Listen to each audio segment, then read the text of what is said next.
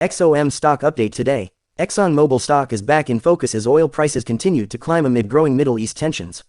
Here's what's happening. Exxon recently reported strong Q1 2026 earnings, generating $4.2 billion in profit while delivering record production from its massive Guyana oil project. The company also announced continued growth in LNG exports, strengthening its long-term energy position. Meanwhile, crude oil prices have surged near the mid-$90s per barrel range as investors worry about potential supply disruptions. Higher oil prices usually mean stronger cash flow for Exxon Mobil. And here's the part dividend investors love. Exxon is maintaining its quarterly dividend at $1.03 per share, with the next payment scheduled for June 10th. The stock currently offers a dividend yield around 2.7% to 2.8%.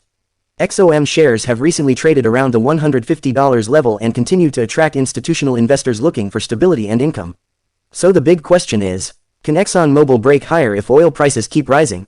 Follow for more daily U.S. stock market updates.